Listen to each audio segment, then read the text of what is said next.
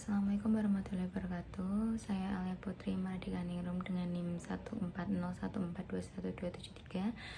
Di sini saya akan mempresentasikan mengenai miskonsepsi IPA dan solusinya dengan percobaan. Yang berikutnya adalah peta konsep pembahasan pada kali ini, yaitu ada miskonsepsi IPA dan juga contoh miskonsepsi IPA dan solusinya. Kemudian yang berikutnya, pengertian miskonsepsi IPA. Menurut Fowler dan Jude pada tahun 1987 menyatakan bahwa yang dimaksud dengan miskonsepsi adalah pengertian tentang suatu konsep yang tidak tepat, salah dalam menggunakan konsep nama, salah dalam mengklasifikasikan contoh-contoh konsep, keraguan terhadap konsep-konsep yang berbeda, tidak tepat dalam menghubungkan berbagai macam konsep dalam susunan hierarkinya, atau pembuatan generalisasi suatu konsep yang berlebihan atau kurang jelas. Berikutnya, menurut Amin pada tahun 1990, miskonsepsi dapat pula terjadi karena adanya gagasan atau ide yang didasarkan pada pengalaman yang tidak relevan. Jika miskonsepsi terjadi pada peserta didik, cenderung menetap dan sulit untuk diubah, serta akan berpengaruh pada proses belajar mengajar berikutnya. Dari kedua pernyataan miskonsepsi menurut ahli tersebut, dapat disimpulkan bahwa miskonsepsi IPA adalah suatu konsep yang tidak sesuai dengan pengertian ilmiah yang diterima oleh para ahli. Jika dibiarkan, miskonsepsi akan menyebabkan hal yang fatal dan siswa akan kesulitan untuk mengaitkan antara konsep satu dengan yang lainnya. Yang berikutnya adalah contoh miskonsepsi dalam materi gaya dan gerak, subbab perpindahan dan jarak. Miskonsepsi yang terjadi adalah jika dua objek berpindah ke titik yang sama, maka keduanya memiliki perpindahan yang sama. Konsep yang benar adalah perpindahan didefinisikan sebagai jarak antara titik awal dan titik akhir pergerakan suatu objek. Oleh karena itu, jika dua objek memiliki titik awal yang berbeda, mereka dapat berpindah ke titik yang sama, tetapi memiliki perpindahan yang berbeda. Jadi, penting untuk mempertimbangkan titik awal dan titik akhir pergerakan suatu objek ketika menentukan perpindahannya.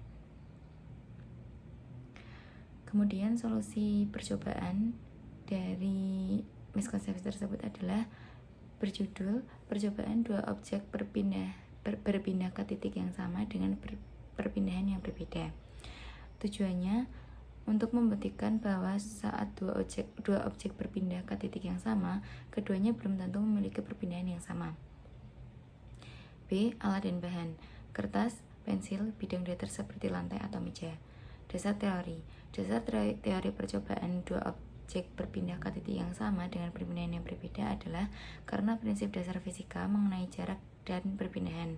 Jarak adalah ukuran antara dua titik dalam ruang, sedangkan perpindahan adalah perubahan posisi benda dari awal ke posisi akhir. Perbedaan antara jarak dan perpindahan adalah bahwa jarak hanya mengukur panjang lintasan yang ditempuh oleh suatu benda, sedangkan perpindahan mengukur perubahan posisi dari awal ke posisi akhir. Dalam fisika, istilah yang digunakan untuk menggambarkan perpindahan yang berbeda tetapi berakhir di titik yang sama adalah lintasan atau trayektori. Lintasan atau trayektori dua objek yang berbeda dapat berbeda dalam bentuk dan panjangnya, tergantung pada kecepatan, arah, dan percepatan benda selama perpindahan. Berikutnya adalah langkah-langkah. Yang pertama, gambarlah dua titik pada kertas, misalnya titik A dan B, dan ukur jaraknya dengan menggunakan penggaris. 2. Tempatkan kertas tersebut di lantai atau meja yang datar. 3. Tempatkan pensil di titik A dan gerakan pensil ke titik B. Sementara itu, siswa lain mencatat jarak yang ditempuh oleh pensil. Yang keempat, kemudian gambar titik tambahan yaitu titik C. Yang berikutnya, pindahkan pensil dari titik A ke titik B dengan cara yang berbeda. Misalnya, dengan terlebih dahulu bergerak ke titik C, lalu kemudian ke titik B. Yang terakhir, catatlah jarak yang ditempuh oleh pensil dalam kedua situasi tersebut. Hasil dan pembahasan. Dengan percobaan ini dapat dilihat bahwa perpindahan pensil pada kedua situasi tersebut sama. Yang membedakan adalah jaraknya. Hal ini menunjukkan bahwa perpindahan tidak tergantung pada cara objek bergerak, tetapi hanya tergantung pada jarak antara titik awal dan akhir pergerakan. Yang berikutnya, miskonsepsi dalam materi gaya dan gerak dalam subbab hukum Newton. Miskonsepsi yang terjadi adalah siswa beranggapan bahwa gerakan suatu objek yang bergerak akan berhenti apabila ada suatu objek lain yang mengenainya. Sedangkan konsep yang benar adalah gerakan suatu objek yang bergerak tidak akan berhenti dengan sendirinya hanya karena ada objek yang mengenainya. Ketika suatu objek mengenai objek yang bergerak, maka dapat terjadi perubahan gerakan pada kedua objek tersebut, tergantung pada massa dan kecepatan masing-masing objek. Kemudian, solusi dari miskonsepsi tersebut adalah dengan melakukan percobaan yang berjudul percobaan gerakan suatu objek tidak akan berhenti hanya karena mengenai objek lain. Tujuannya adalah untuk membuktikan bahwa gerakan objek belum tentu akan berhenti saat mengenai objek lain. Alat dan bahan, bola, buku, dan permukaan datar. Dasar teori percobaan gerakan suatu objek tidak akan berhenti saat mengenai objek lain adalah karena hukum kekekalan energi dan hukum tindakan dan reaksi Newton. Menurut hukum kekekalan energi, energi tidak dapat diciptakan atau dimusnahkan, hanya dapat diubah bentuknya dari suatu bentuk ke bentuk lainnya. Dalam kasus percobaan ini, ketika suatu objek bergerak dengan kecepatan tertentu, ia memiliki energi kinetik, yaitu energi yang berhubungan dengan gerakan benda. Ketika objek tersebut bertumbukan dengan objek lain, energi kinetiknya akan berkurang, tetapi energi tersebut tidak akan hilang, melainkan diubah menjadi energi potensial atau energi lainnya. Oleh karena itu, objek tersebut tidak akan berhenti secara tiba-tiba saat bertumbukan dengan objek lain, tetapi akan terus bergerak dengan kecepatan yang lebih rendah. Selain itu, hukum tindakan dan reaksi Newton menyatakan bahwa setiap tindakan memiliki reaksi yang sama dan berlawanan arah. Dalam konteks ini, ketika dua objek bertumbukan, mereka saling memberikan gaya yang sama besar tetapi berlawanan arah.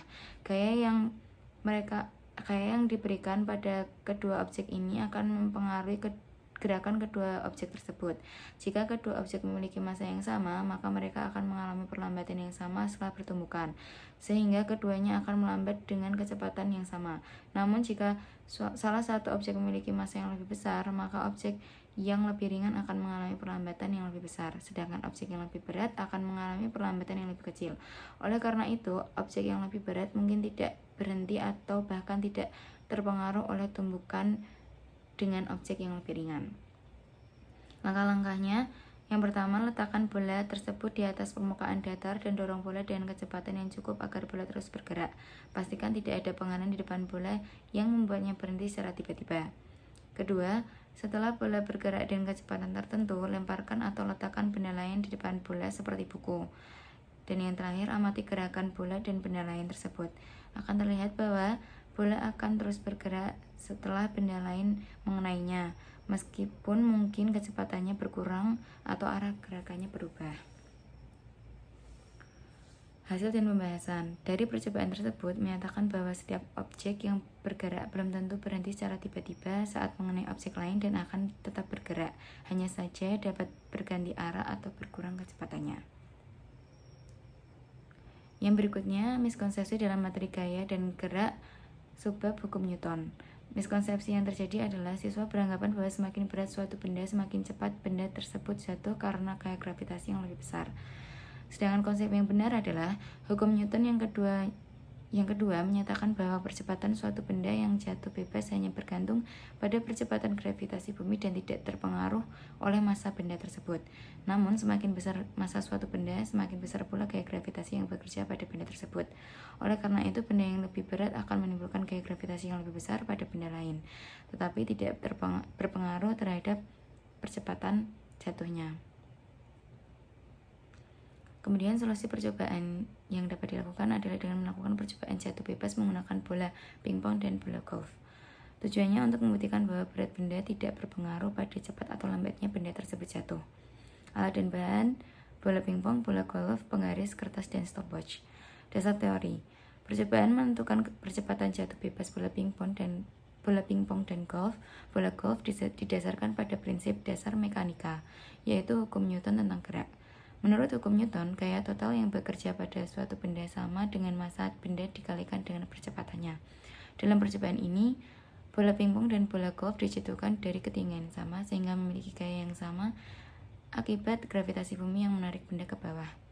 Namun perbedaan massa bola pingpong dan bola golf akan mempengaruhi gaya gravitasi yang bekerja pada benda dan waktu jatuh bebasnya. Bola golf yang memiliki massa lebih besar akan jatuh lebih cepat daripada bola pingpong karena memiliki gaya gravitasi yang lebih besar. Langkah-langkahnya, yang pertama, letakkan bola pingpong dan bola golf pada ketinggian yang sama, misalnya pada meja. Yang kedua, mulai stopwatch ketika kedua bola dilepaskan pada ketinggian yang sama. Yang ketiga, hentikan stopwatch ketika dua bola mencapai lantai. Yang keempat, ukur waktu jatuh kedua bola. 5. Ulangi percobaan beberapa kali untuk memastikan hasilnya efektif. Hasil dan pembahasan. Dari hasil percobaan ini akan dapat disimpulkan bahwa waktu jatuhnya bola golf dan bola pingpong sama meskipun bola golf lebih berat. Hal ini menunjukkan bahwa berat suatu benda tidak berpengaruh pada cepat atau lambatnya benda tersebut jatuh, akan tetapi gaya gravitasi dipengaruhi oleh massa benda. Kesimpulannya, miskonsepsi IPA adalah suatu konsep yang tidak sesuai dengan pengertian ilmiah yang diterima oleh para ahli. Jika dibiarkan, miskonsepsi dapat menyebabkan hal yang fatal dan siswa akan kesulitan untuk mengaitkan antara konsep satu dengan yang lainnya. Contoh miskonsepsi yang terjadi pada materi gaya dan gerak yaitu dalam subbab perpindahan jarak dan subbab hukum Newton. Solusi untuk meluruskan miskonsepsi tersebut adalah dengan melakukan percobaan. Berikut adalah daftar pustaka yang saya gunakan untuk menyusun makalah dan PowerPoint. Sekian dari saya. Terima kasih atas perhatiannya. Mohon maaf apabila ada salah dan kata. Wassalamualaikum warahmatullahi wabarakatuh.